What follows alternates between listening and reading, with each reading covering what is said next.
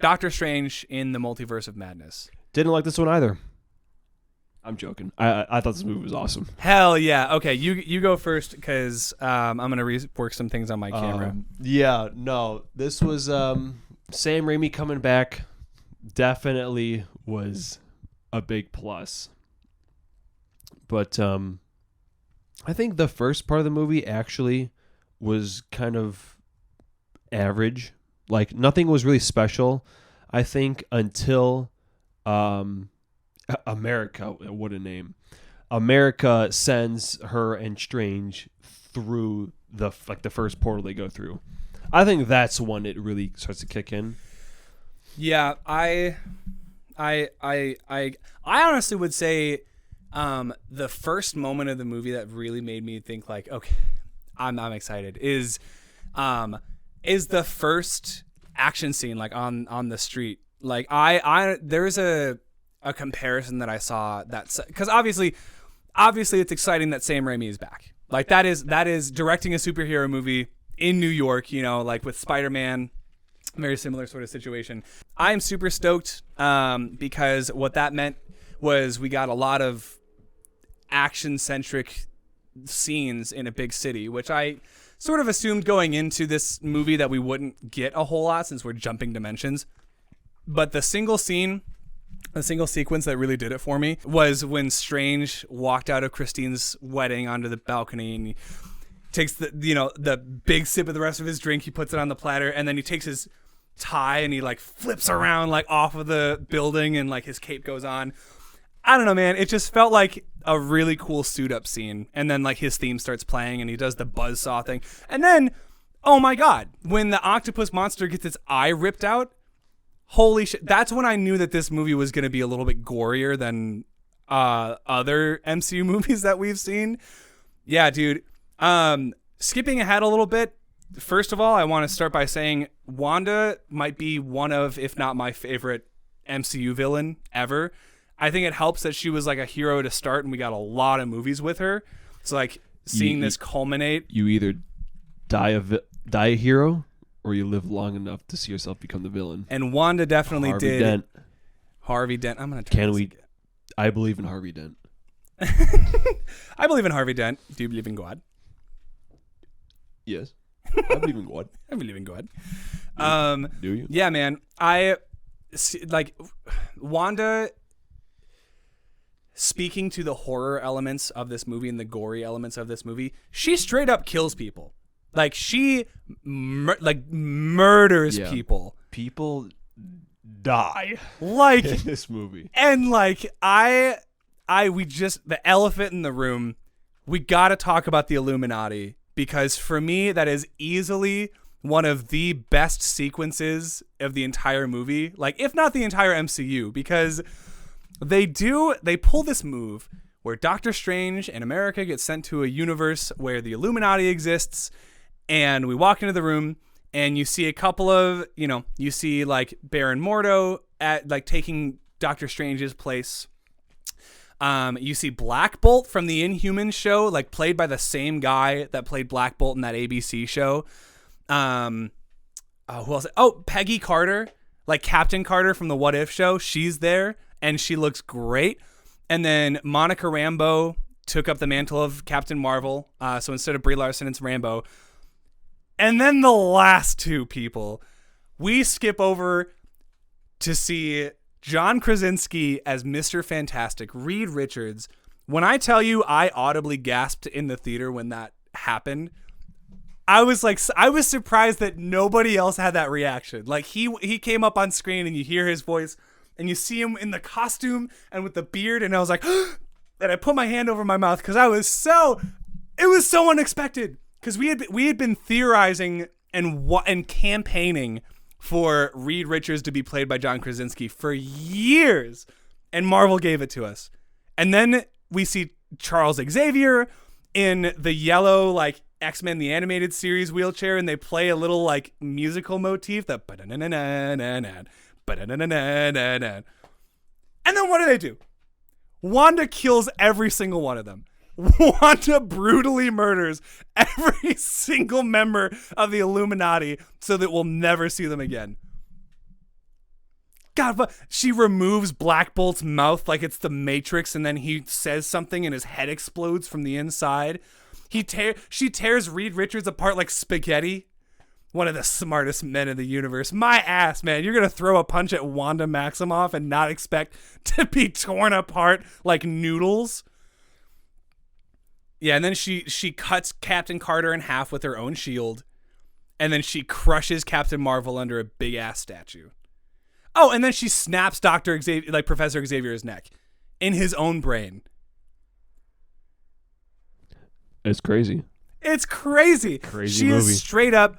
She is a horror villain through and through. Like there are sequences where there are jumps. Like there's a sequence where she like pops out of a mirror like The Ring style, and she's like contorting her body, and you hear it crack and stuff, and her head like picks up from like a. Oh my god, man! Yeah, there are some legit jump scares in this movie. I also forgot what part it was, but it was another Wanda scary scene. Yeah, and it was like going through a house, and there's like a picture. Yes. Of her, yeah. And she like turns. Oh my god, dude. And then there's a scene where they're actively running away from her, and she straight up looks like Jack Nicholson out of The Shining. It's like she's got the limp, and she's like running after America and Christine and Strange. And then they block her behind this like blast door, and then it's just silence. And then you hear like water dropping from above them and hitting the floor. And then right before the reveal, the water like goes into slow motion, and then you hear it like slow down. And then all of a sudden, like Wanda pops out of like the corner, and she's like, all you see are her red eyes and like her shadowy figure.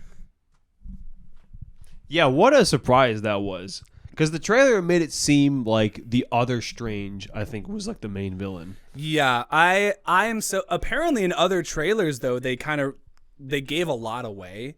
Like in regards to Wanda being a villain. That's why you stay away from all the trailers. Yes, I purposely stayed away from the trailers just so like I knew that like Professor X was going to be in this movie. I kind of assumed that it was because of the Illuminati, but I did not know that Wanda was just going to be the villain for the whole time. I thought they were going to reveal like Dormammu or like someone from the demon world. It looks like that's where he's going next. The after credit scene looks like. Yeah. Also, I didn't even know that was Bruce Campbell until one of my friends, Josh. What? He was like, "Is that the guy?" I was like, "Oh shit, that's Bruce Campbell." Yeah. I didn't even recognize him at first. Yeah, I honestly I have not seen him in a really long time. I have not seen Bruce Campbell, admittedly, in quite a long time. But like, it's a Raimi movie, so of course you got to have a Bruce Campbell cameo, and it's a really funny one where like Strange. He calls himself the Pizza Papa because he sells these like balls of pizza like in another universe. But let's talk about that post-credit scene, the first one, because whatever road is next for Doctor Strange, he had to use the Darkhold to dreamwalk into like a dead body version of him, which was really cool. Like Zombie Strange was a really cool concept, and like, but because of that, he ends up developing what I'm gonna assume are like dark powers, like dark magic, because he tapped into it once, so it's like starting to corrode his soul, his brain, whatever. He grows a third eye, much like the evil Strange in this movie, and some character is like on the street. She's like, "Stephen Strange," and he's like, "Who are you?" And she's like, "Doesn't matter. You caused an incursion. We're going to go fix it." And then like you hear like the electric guitar play like anytime that someone uses the Darkhold, and like his eye opens up, and she's like, "Are you afraid?" And he's like, "I'm never afraid." And then they run into the portal, and I found out they're going to the dark dimension where Strange met Dormammu for the first time. So then I looked up who that character was supposed to be, because I had no idea. I honestly thought she was like, she had clothes that were very similar to like the Eternals. So I was like, is this an Eternals character that I missed? But no, her name is Clea. She is the princess of the dark dimension. She's also Dormammu's daughter. And she ends up taking over the role of Sorcerer Supreme from Doctor Strange in the comics. So I don't know what they're going to do with that character. She's played by Charlize Theron, or Charlize Theron. I'm sorry. She's not watching this, so... But if you are, be sure to correct me in the comments. Sound off in the comments section below. But Yeah, it's basically the way I looked at it. It was the perfect way to give Doctor Strange like the Captain Marvel treatment, where he's just like off world for a while. Like he has to figure stuff out in the dark dimension. So he will return because the end of the credits say that he's going to come back. But Benedict Cumberbatch has already come out and said like, yeah, I'm going to take a break from acting after Doctor Strange 2. So if we see him again as Doctor Strange, it probably won't be for a while, maybe a couple of years. But what else you got?